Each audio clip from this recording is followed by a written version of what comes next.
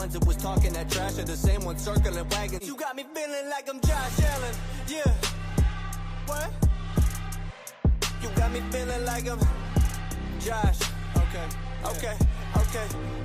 You got me feeling like I'm Josh Allen. Yeah. Josh. Yeah. Got me feeling like I'm who? Josh. Yeah. Josh.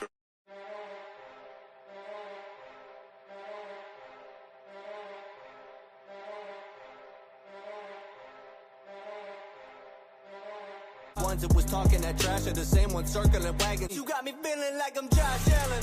Yeah. What? You got me feeling like I'm Josh. Okay. You got me feeling like I'm Josh Allen.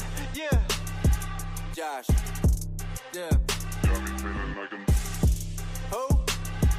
Josh. Yeah. Josh.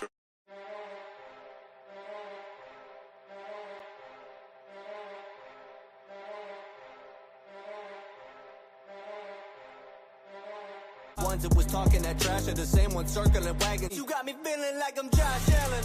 Yeah. What? You got me feeling like I'm Josh. Okay. You got me feeling like I'm Josh Allen. Yeah. Josh. Yeah. Got me feeling like I'm who? Josh. Yeah. Josh. The Buffalo Bills beat rushing records, and they beat the Steelers. They break rushing records, and they beat the Steelers 26-7 in Pittsburgh today to go 8-4 on the season. We're going to recap the entire episode, or the entire game, including Sweet Sassy Molassy plays the game, stats the game, Wall of Fame, Wall of Shame, and a lot more. Let's go! Hi, I'm Bills defensive end Greg Rousseau, and you're listening to Nate and the Fellas on Circling the Wagons podcast. Nobody circles the wagons like the Buffalo Bills. Go Bills! Where else would you rather be than right here, right now? Hey, let's go Buffalo! Hey, let's go Buffalo! The Bills make me wanna shout!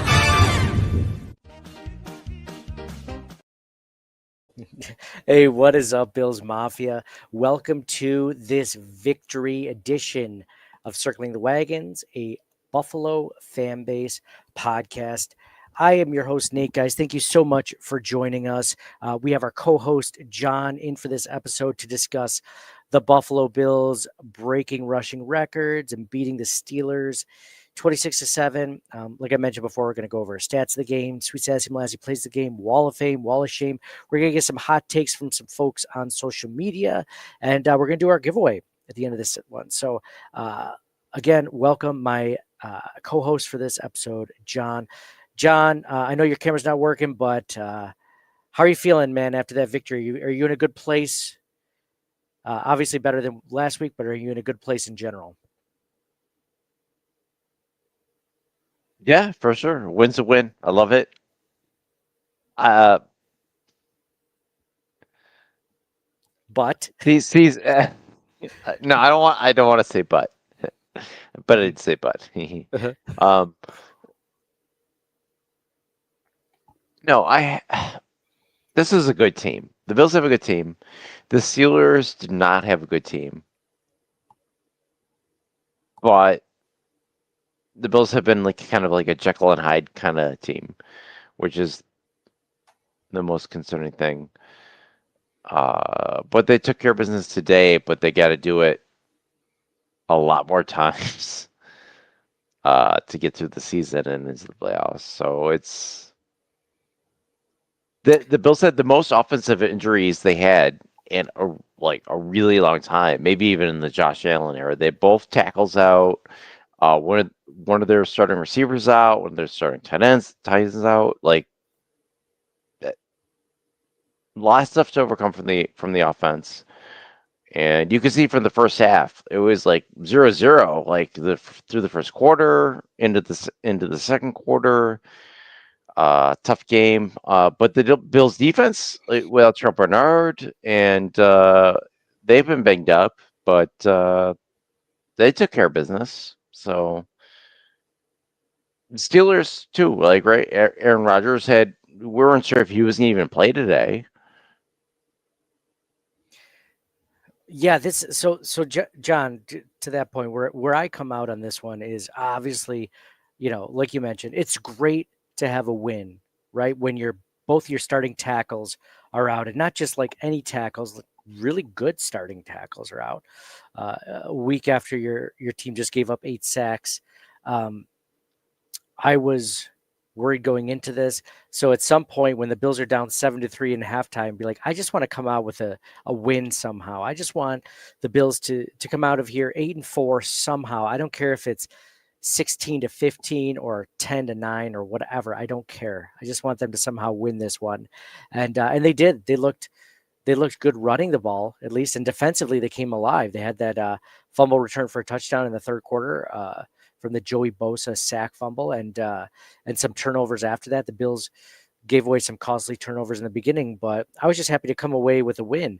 And the thing about this season, John, is I don't think it's one of those seasons where everything, like, obviously wins matter, but everything matters to the extent that the Bills are a good or a bad team depending on how they play each week.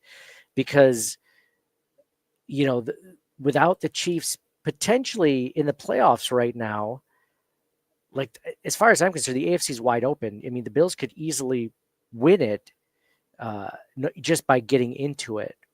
So I'm not upset from that standpoint. Obviously, great win. The only thing that concerns me, I guess, is it sustainable? Are you able to run for 240 yards against the team each week? Definitely not. But the Bills luckily didn't have to pass the ball. Josh Allen, again, had that turnover. James Cook had a costly fumble. Up until that point, they were losing the turnover battle, and they were bottom half of the league in that stat. So I'm happy they won. I'll take a win any way I can get it. I'm still worried about this offense a little bit. The run game clearly looks good when they can run the ball. They do. So that's good to see. It's just, can they do it each week in and week out? And can the passing game show up is what I want to know. So do you ever feel that way in the same breath? Like, you're happy they got the win, of course. I'll take it. They ran the ball great. Josh Allen looked okay. He didn't look bad, but not the MVP that we're used to seeing, even with their new acquisition, Brandon Cooks. What were your thoughts for that? Yeah, I think for me,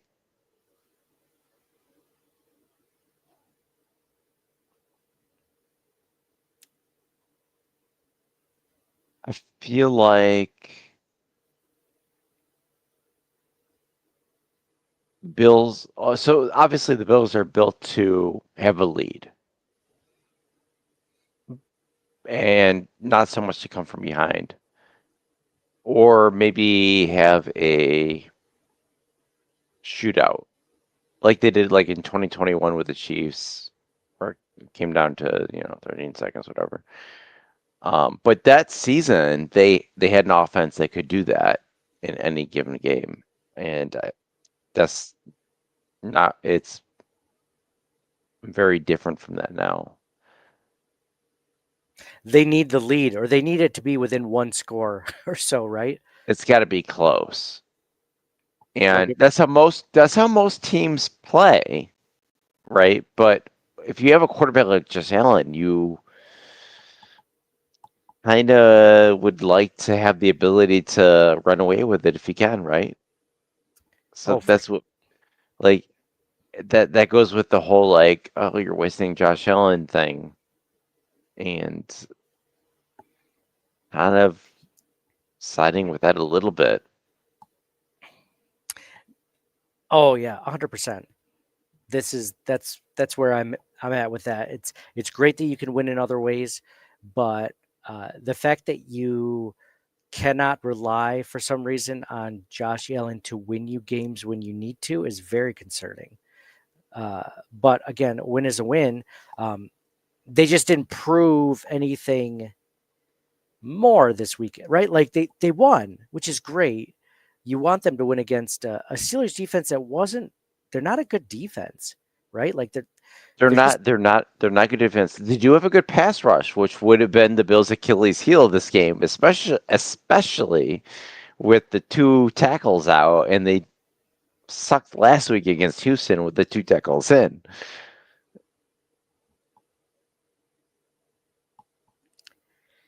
So I think this is interesting. Chris is in. He says, I've lowered my weekly expectations, so when we win, it's nice, but if we lose, it's not as far of a drop. We owe the Bengals a loss. LFG, love that. Yeah, I'm kind of setting expectations for myself to not be let down each week, whereas I used to expect victory, and now I just hope it's happening. I hope it, against a team like this. Like, John, when you went into this, you're like, Deion Dawkins is out. Spencer Brown is out. Dalton Kincaid is still out. For some reason, they didn't put him on IR, so he better be returning next week because it's like, well, what's the point, right? And like you said, they don't have Terrell Bernard on defense. He's been banged up all year. Like, what are they going to do here? I mean, I looked at that and I'm like, this could easily go either way going into it. And clearly the Bills won by 3 scores, but I did not expect victory. I think that they had a good chance, but I wasn't expecting. That's the difference. If this was, the 2024 Buffalo Bills, I think I would have expected victory against this Aaron Rodgers-led team, I don't know. I still expected victory, but I was extremely pessimistic based on the Bills, Jekyll and Hyde theme that they've had this year. It's been rough in that regard. And Charlie, you lose to Miami. I get that, like, the Falcons have been up and down. They play to their opponents sometimes. Some of the other losses, but I don't know. They're definitely a Jekyll and Hyde kind of team right now, and they got to get it together. Yeah, the losses that they've had. I mean, you talk about the Patriots. Okay, I could see that one. That was a close game. The Patriots are the first in the AFC right now, first seed. So that's it. And that's a gut punch right there, because that's a throwback to the drought era. Yeah, but I mean, like you said, the Falcons are hit or miss. The Dolphins are not good, but they're in the hunt, so they're not awful. They're not as bad as people thought. So, some of the losses, like Houston, the Texans aren't bad either. I mean, sure, would you have liked to have win against a team that had their backup quarterback in? Of course, but the offense was not playing well. I wanted to bring this up because Charlie brings up a good point. He says, I criticize the defense quite often, but today I tip my hat. I think that we're looking for some positive things besides the run game. I think the defense came alive today. I think that, them forcing a couple of turnovers on defense, they were the first ones to score a touchdown for the team, right? So there really kind of was a turning point of the game. And Gettysburg play even. Gettysburg, yeah, some might say that was that sack fumble was a Gettysburg play of the game. Absolutely. Isn't that sad though? Like, at that point, the offense had really looked really bad at that point, and I'm thinking to myself, they were still getting first downs. They were still, like, running the ball well. It just didn't work out. It wasn't working out to that point, but they kept at it, and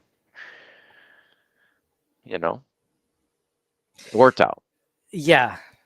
And luckily the turnovers didn't cost them too much defense. But yeah, I'm excited. I'm happy. I'm curious to see if they can continue. I mean, because at any given point, if Joe Brady is worth anything as an offensive coordinator, I think he should have figured this out before tonight. But if he should be able to figure it out for the rest of the season. I mean, sometimes this is what happens with coordinators. I don't give him the benefit of the doubt that much because I don't think he's the answer. I think that he's probably what's holding this team back besides, the obvious weapons issue. I think that, you give this quarterback and this team, this offensive line and running backs and tight ends and wide receivers, you give this to another offensive coordinator, they might be able to do amazing things with it. Much better than what we've seen, but there's not going to be a change anytime soon. So, agree. So yeah, let's stick with it. So let's go into stats of the game. On the Bills side of the ball, Josh Allen, 15 for 23, 123 yards, 1 touchdown, 1 interception. James Cook, 32 carries for 144 yards, 4.5 yards per carry. Ray Davis, 9 carries for 62 yards, 6.9 yards per carry. Josh Allen had 8 carries for 38 yards, 4.8 yards per carry, and 1 touchdown. Josh Allen is now the lone quarterback in NFL history with the most rushing touchdowns. He just passed Cam Newton today. Pretty cool feat for a quarterback. Not a very easy, stat to own, and he's not even 20, he's not even 30 years old, and he has that stat. That's pretty cool. That's something that might last a long time. What were your thoughts on that? Oh, that's really awesome. And he also has more touchdown. Like, he's the leading rushing touchdown for rushing touchdowns in Bills history. Like, Thurman Thomas has 65. So he's 10 more than Thurman Thomas. O.J. Simpson is 57 at number 3. So he's already the number 1 for rushing in Bills history. And then within the next couple seasons, he's going to pass Jim Kelly for passing touchdowns as well. So he's going to have both those franchise records, which is absolutely insane. Oh yeah, that's crazy. Josh Allen recorded his 76th career rushing touchdown, breaks a tie with Cam Newton for the most rushing touchdowns all time by a quarterback regular season. Today marked Allen's 49th game with 1 rushing touchdown and 1 passing touchdown, extending the NFL record. James Cook recorded his 7th 100-yard rushing game of the season. He is the 4th Bills running back all time to record 7 or more such games in the first 12 games of a season. Cook is up to, John, I don't know if you've seen this stat. Guess how many rushing yards James Cook has to the closest 100, right? If you had to guess how many, what are we, 12 games in? Just take a guess at how many rushing yards he has. He's second in the NFL, by the way, but guess how many rushing yards? Oh, like on the season? Yes, on this season. Yep. I just saw this number and it was like, I did not think he had this many rushing yards.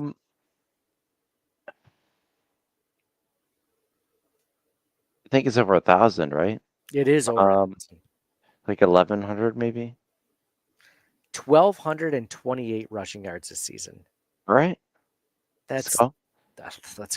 Who's number 1? 1,000. Jonathan Taylor, 1,282 yards. So just 54 more yards than him. All right. So what's his yards per scrimmage then? He had his receiving yards in. I don't have all that information readily available. Jeez. Looking off the Bills PR stat sheet. Is he leading in that? Altogether, he might be. I'll Google this when you're talking sometime later. Oh, yeah. Christian Benford, the 3rd Bill ever, and the first since 2010 with a fumble return touchdown and an interception in the same game. The fumble return touchdown marked Benford's first career defensive touchdown. Good for him. Obviously, a great game by Benford. I mentioned the interception. Let's see who had sacks today. Joey Bosa they only had 1 sack, only 1 sack of the day, and it was the most important sack of the day by Joey Bosa. What's crazy is I saw that, not not really crazy, but just not good, is that he went out at some point in the fourth quarter with a hamstring injury. So Yeah, not ideal. of course, that's gonna happen. This just seems like the season of like we can't have anything nice. You know what I mean? It's every season for our entire lives. Are you kidding me? Come on. Being a Bills fan equals pain is the best way to put it. So yeah, that was the Bills side of the ball. Real quick on the Steelers side of the ball, Aaron Rodgers was 10 for 21, 117 yards, no touchdowns, no interceptions. Jalen Warren was 10 carries for 35 yards, 1 touchdown. Kenneth Gainwell, 5 carries for 20 yards, no touchdowns. Darnell Washington my bad. Darnell Washington was a leading receiver, 2 receptions on 4 targets for 45 yards. And DJ Metcalf was just 3 receptions on 5 targets for 32 yards. So Bills did if you want to talk about like, the Bills defense playing well, I mean, they did hold the Steelers to what? How many total yards? Let's see. 117 plus 58. Geez, 175 total yards of offense in Pittsburgh. Like, I mean, who wouldn't take that any day of the week? Right? Not only that, I mean, this is a crazy number I just saw, John. Guess how many minutes of possession the Bills had? Now, you can either do it based on how many more minutes the Bills had. The Bills had more minutes than the Steelers did. How many more minutes the Bills had of possession? It was a lot. I remember I actually looked at this during the game, and I remember thinking it was a lot in the middle of third quarter. So it's got to be at least 30-something. Oh, yeah, at least 30-something. Do you want to give 30,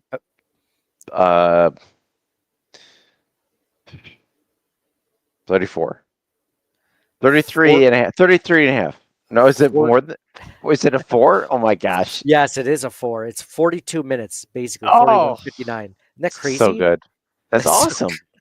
That's what you want. That is what you want. This is a dominant game from that standpoint. Like you said, though, I mean, the Bills had 26 first downs. The Steelers only had 10.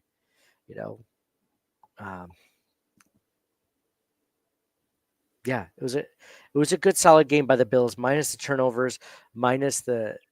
If you didn't know that the Bills offense only scored 19 points, like you'd look at those stats, you'd be like, oh, they put up at least 30 points. They didn't. So that's the one takeaway on a negative side, as I'll say, is we just got to see if they can. But they have. What's so funny, John? You said Dr. Jekyll and Mr. Hyde. It's so funny. They'll beat the Chiefs pretty handily. Great game script by Joe Brady. The Bills defense steps up, and then like the next week they lose against the Dolphins or whatever it was. Like, it's just, this team is so, you don't know what you're getting, right? They just got to get it put together by the end of December. Yeah. Really. That's what matters. Maybe hopefully get Ed Oliver back. Yeah, like after that first one of the season is all like, oh yeah, first run bye. Finally, this is the year they get that, and now it's like every game is going to be a road game. They're not even going to win their own division, so they still could, but doesn't seem likely based on the schedule. No, we'll see though. Yeah, mostly because of the schedule. But I mean, the Patriots are playing really good ball. But I was listening to the pregame show, and the one good thing that I think that the Bills have over the Patriots, like let's say the Bills play the Patriots in the first round in Foxborough, I think the Bills have a really good chance. Not just because I think the Bills might potentially be a better team. It's just because they have the experience. I agree with you. Yeah, for sure. It's just a tough road either way. Like, but I mean, we're ahead of the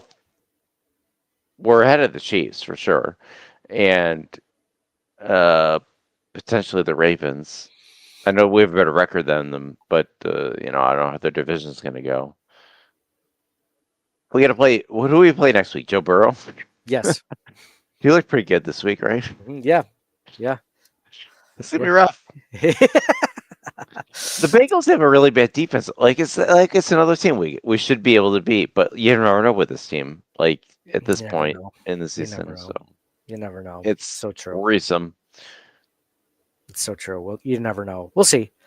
We'll see. I'm hoping that they, again, it's one of those games. Hopefully, they get Deion Dawkins and Spencer Brown back, and all of a sudden, I'm just happy to squeak one out. So let's let's go into Sweet Sassy Molassy plays of the game. Sweet Sassy Molassy, get out the checkbook and pay Grandma for the rubdown.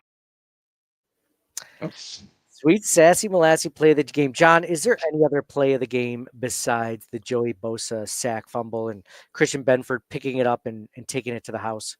No, that's it for me. That's it. Can we give an honorable mention? Because I got to give one to Josh Allen on that rushing touchdown at the end of the game. I mean, That was pretty sweet. That was pretty sweet. It was third down, and that was all just willpower. And I mean, not only that, but he broke the record on that run, right? So, like, I It's think really good. 3rd and 10 or something, and they somehow not only got the first down but a touchdown. John. So, as much as I want to give credit to Josh Allen for that rushing touchdown, and he did have that one really good run earlier, and then he got hit a little bit late, definitely a late hit or a helmet-to-helmet hit. It should have been flagged, right? That one should have been flagged. They hit on Josh Allen when he was sliding on that one play. Oh yeah. Yeah.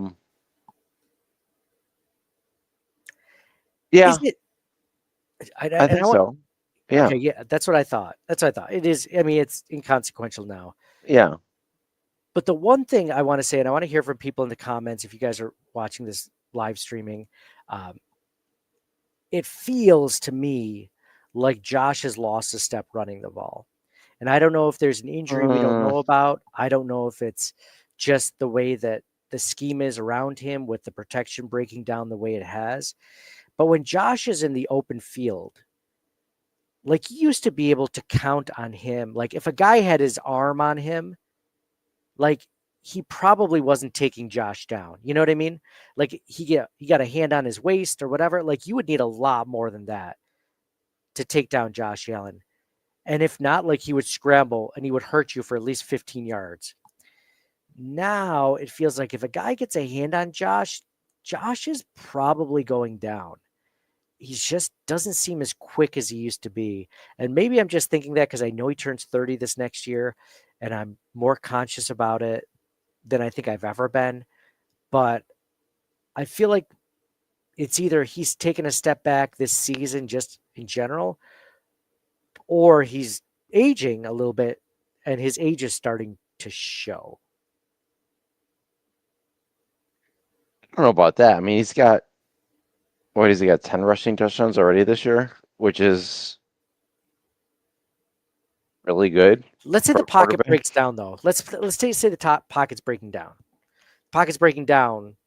Do you feel? I'm not saying tush push. I'm not saying 3rd and goal. He's running the ball. I'm saying, like, in a normal instance when it's a regular down, he's trying to escape the pocket. He just doesn't seem to climb it as quick as he used to.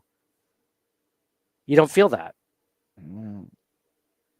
It's okay if you don't, because I just wonder if I'm the only one that sees that. I mean, part of it might be, so I don't know about the whole climbing thing, because usually his thing was always, change the direction. Now he's going to the opposite side of the field. He's like about to step out of bounds and he throws a dart. That was always his thing.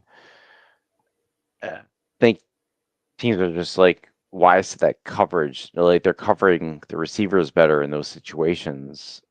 They're not letting up on that. They're not like, oh, he's the pocket's broken down, so now we're gonna go all in on Josh Allen. No, we're gonna stick with the receivers the entire route, no matter what. So I think that's part of it, or he can't just throw it to somebody because of that. Mm-hmm. He did have one of those wow plays, John, that we did mention earlier with our Sweet Sassy Molassy plays the game, because it was 3rd and goal, or maybe it was even 4th and goal. And Josh Allen was either thinking about running or he was rolling out. He did a pump fake, and then he ended up throwing it to Keon Coleman in the end zone for that touchdown. And that was a really good play. That was vintage Josh Allen, right? And here's an interesting comment from AJ Tharp. He said he's being coached to slide and not take the big hit, and he's finally listening.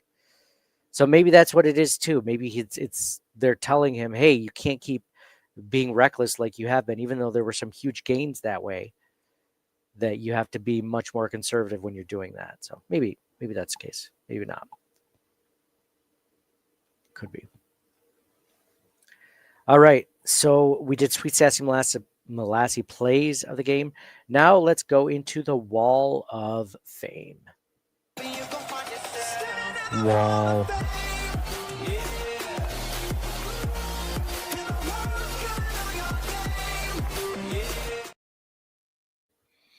All right. Wall of Fame. John, who do you put on your Wall of Fame in this victory? For me, I think it's James Cook.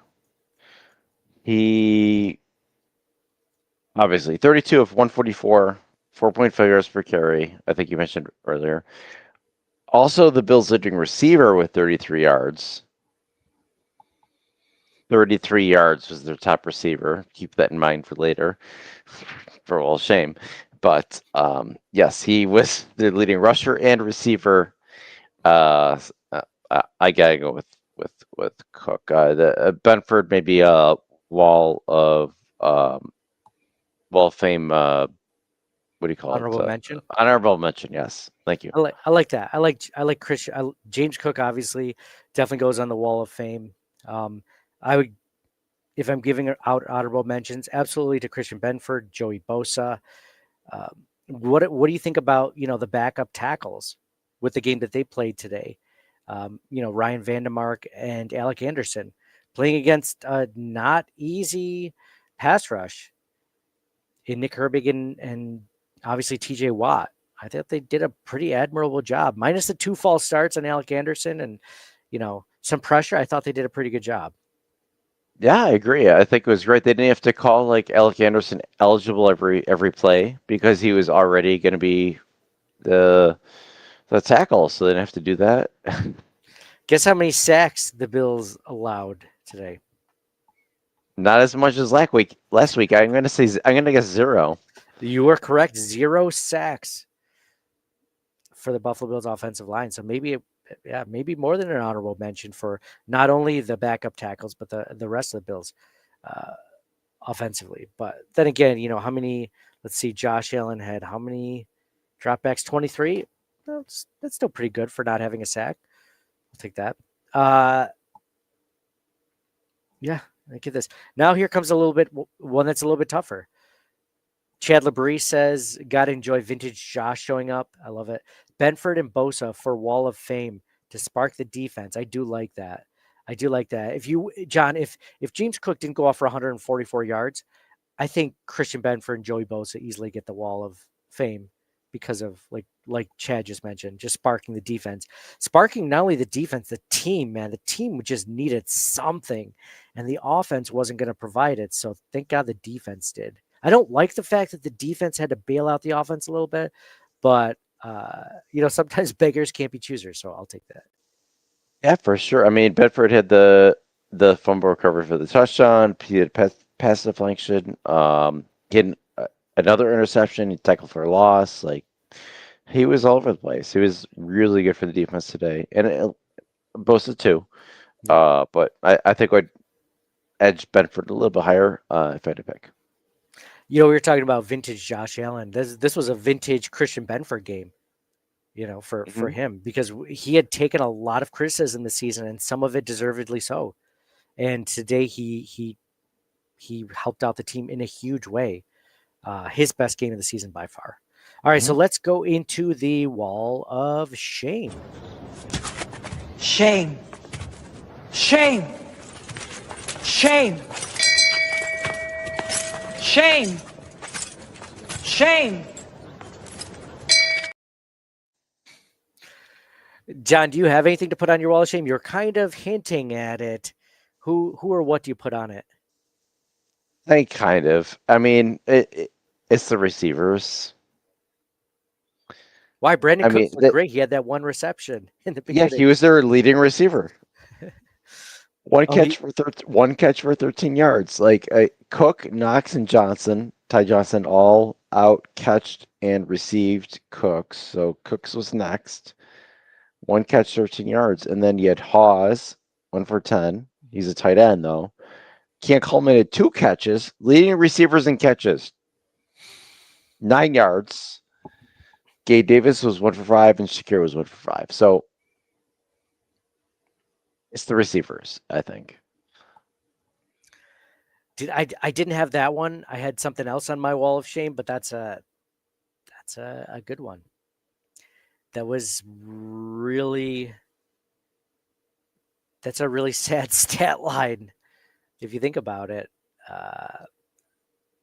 And it ain't going to get better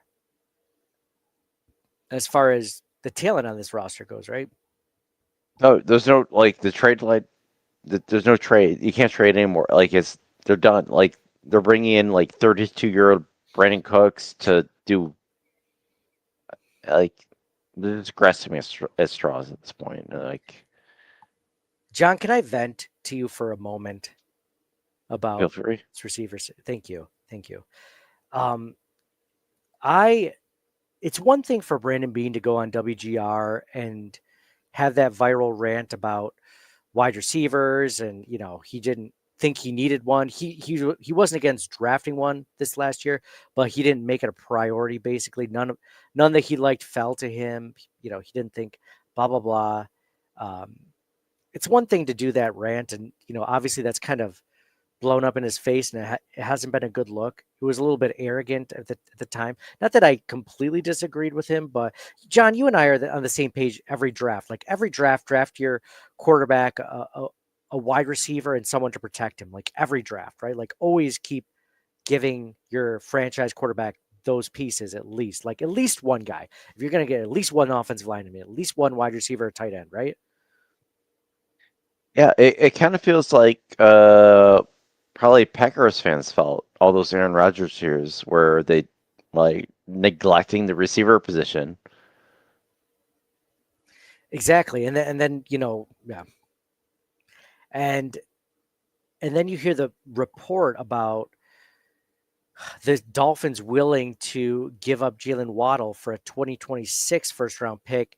And Brandon Beane didn't want to do that. He wanted it to be a 2027 first round pick. And then you look at, what's happening and transpiring. That just do it.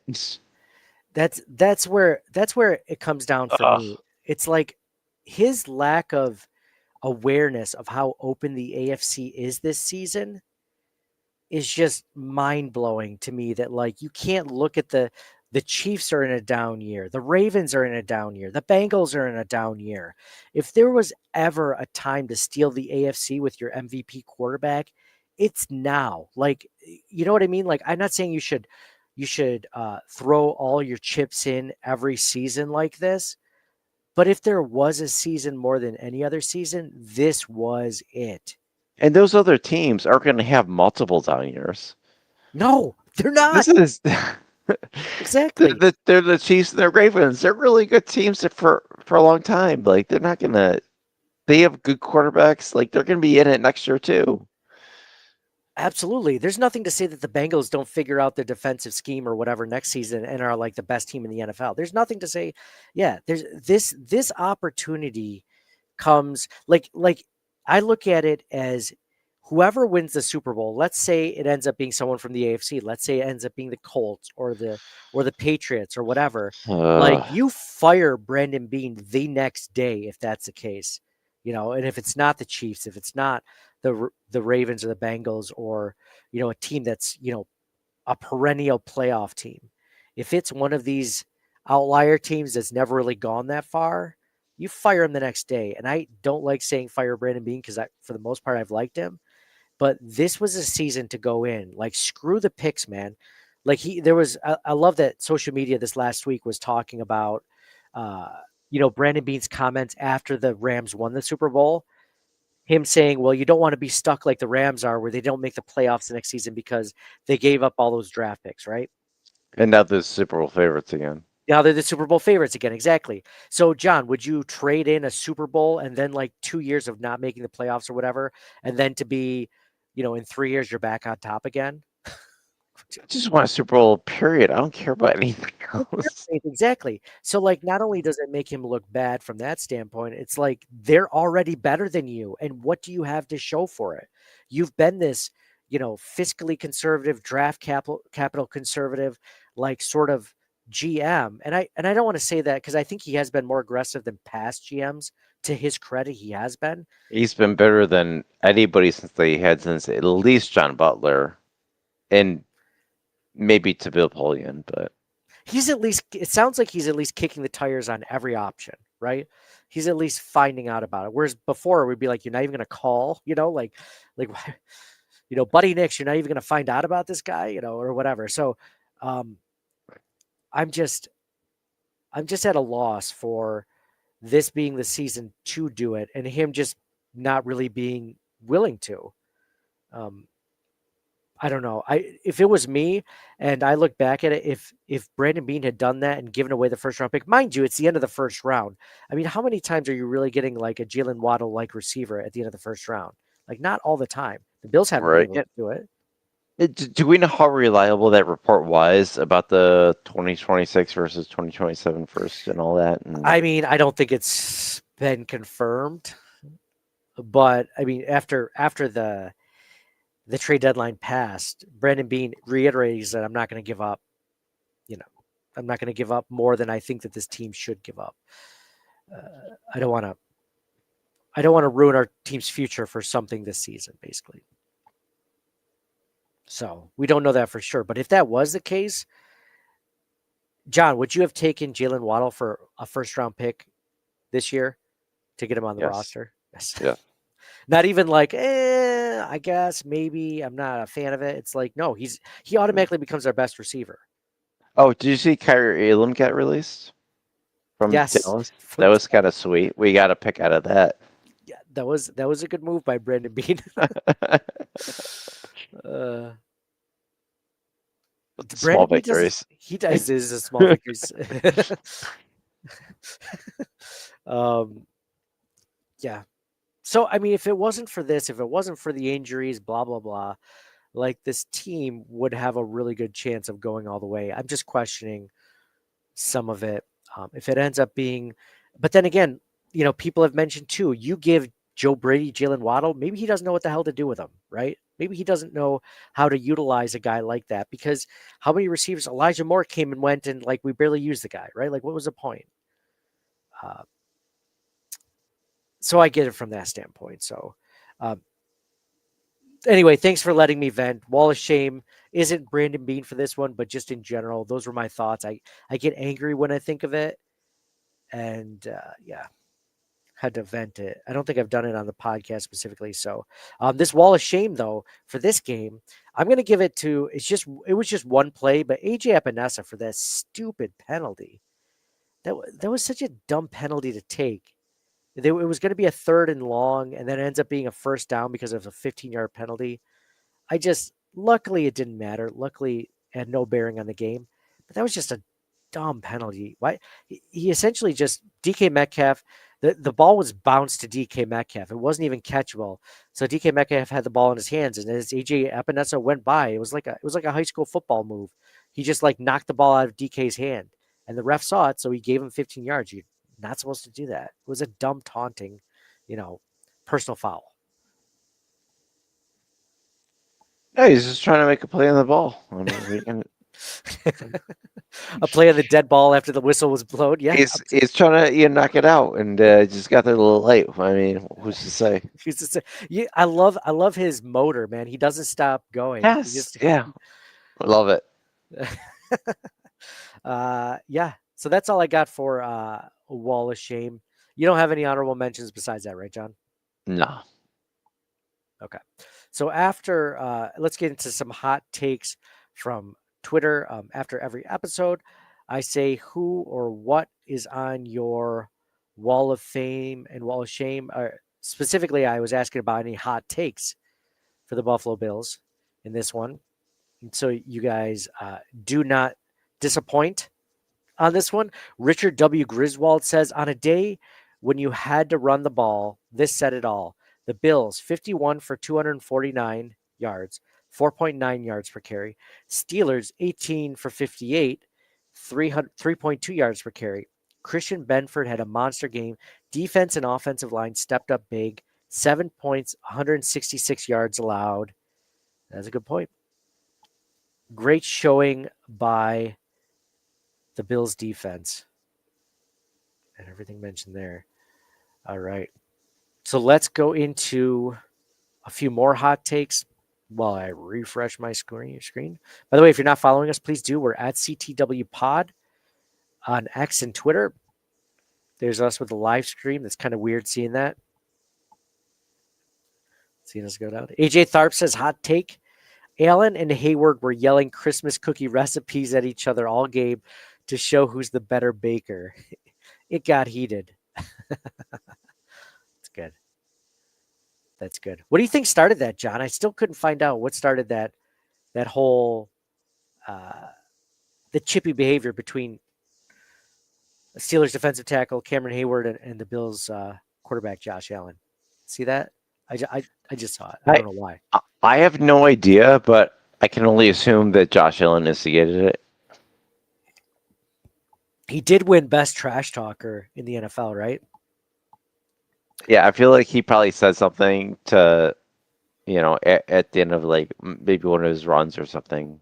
I don't know. Josh gets into it with those defensive tackles, man. Like he loves it. He loves it. Loves it. Do you see him like in that Bucks touchdown run? Like the psycho, like that. That. I guess it's a meme now. Like him, like going in the end zone, and everything was great. He was like smiling and laughing. Yeah, he's getting it. He's like, I love this. Yeah. He loves picking on Christian Wilkins. I remember he had a big thing with Christian Wilkins. That was fun. Charlie B says, my hot take, defense continues to step up. I've lambasted them plenty of times, and now I rip my hat to them. Awesome.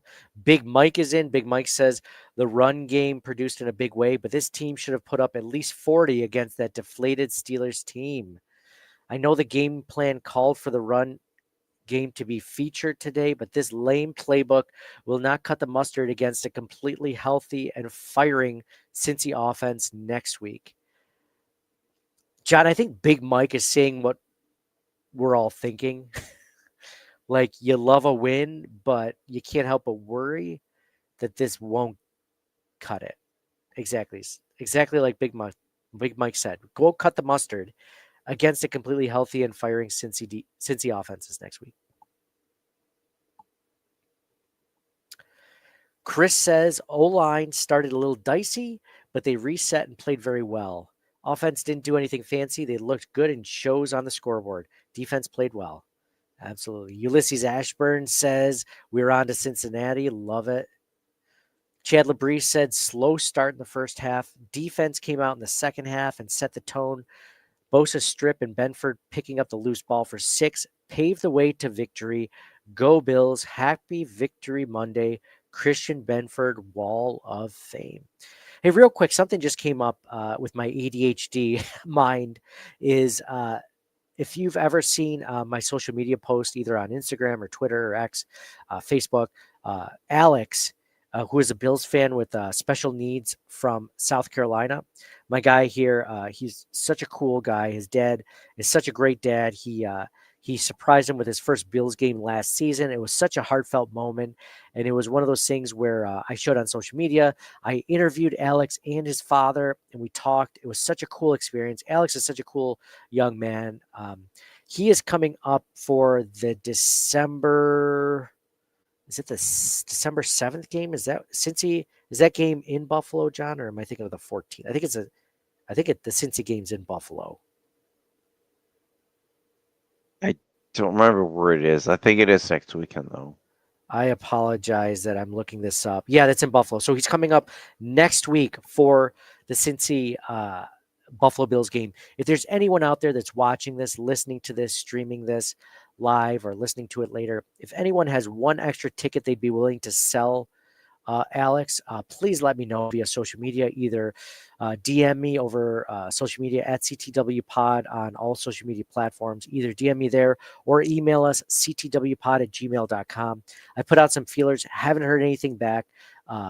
Before, when I've posted his video and stuff like that, I got a lot of traction all over social media, and he was able to get some really cool bill sings, and people did actually give him tickets to the game. He's not asking for tickets. His father is not asking for free tickets or anything like that. He wants the ability to buy a ticket, but I believe it's sold out. So if somebody has a connection or a ticket that they don't want or they can't use, we will buy it from you. So let me know. I'd appreciate that.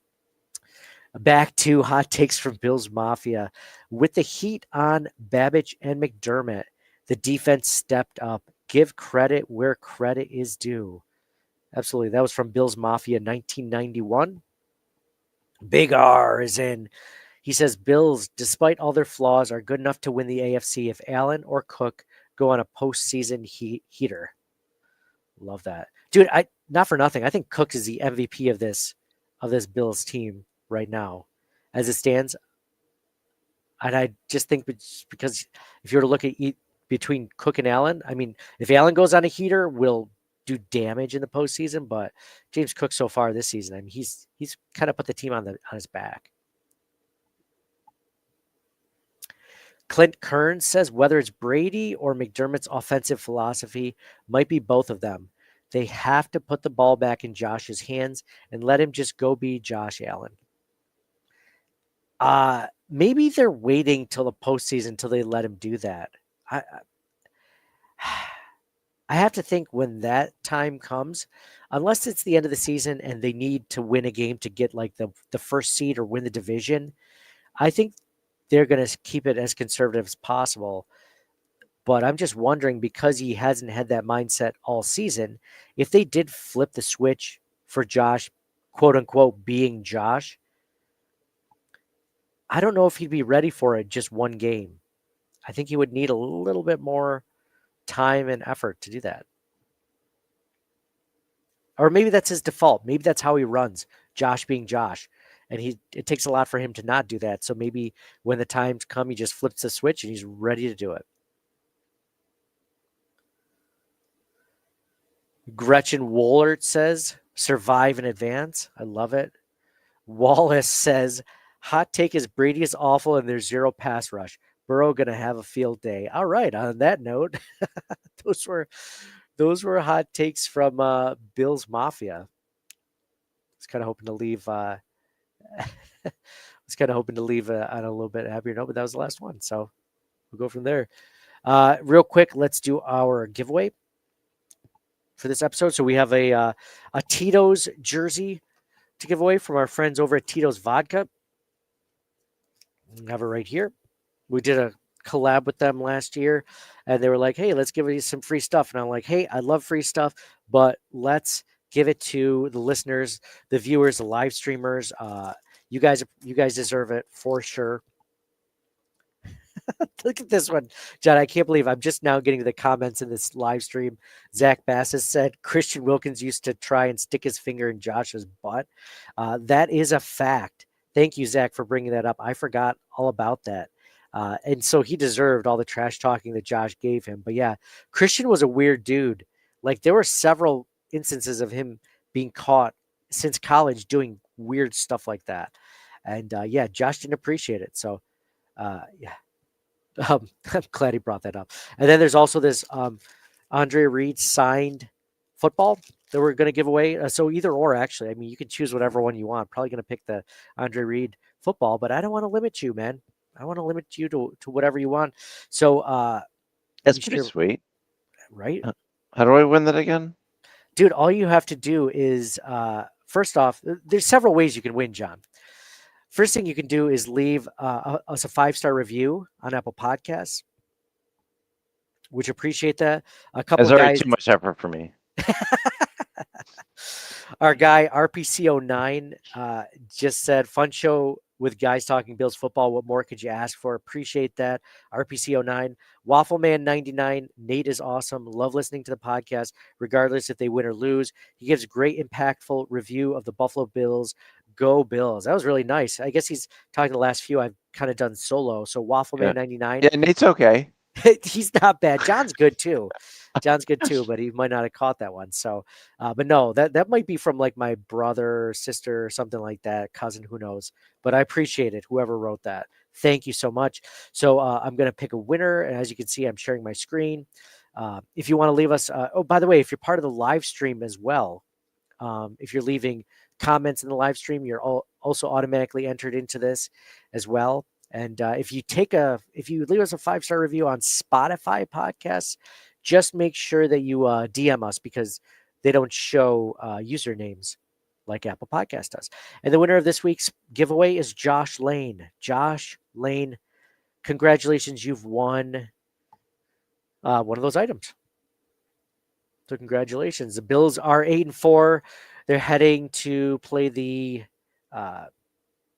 Bengals next week in Buffalo. I just lost John. Just lost our co-host John. Maybe he'll come back. I'm not sure. If he does, we'll ask if he has any final thoughts. But thank you guys all for listening. Thank you guys for being a part of the show. Really appreciate it. You guys have been doing a great job all season of doing that, coming in whatever you could. And there's John. John, we got some camera. I can't hear you yet. Wait, say something. I might have lost you. Hello. There, you're in for the last 1 minute of the podcast. All right. Let's go. Go Bills. Better late than never. Glad you came, John. That's what she said.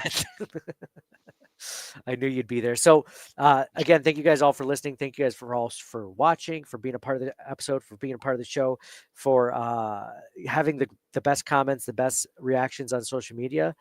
Truly appreciate it. So signing off for John, now that he's full, he's got his sweet Josh Allen jersey that he just got for his birthday. It's sweet. That is not the Stitch version. Tell me that's not the Stitch version. I don't know what a Stitch version is, but yeah, it's Stitch numbers. It doesn't have Stitch numbers on it, does it? It's an actual jersey. Yeah. That's freaking sweet, man. That's awesome.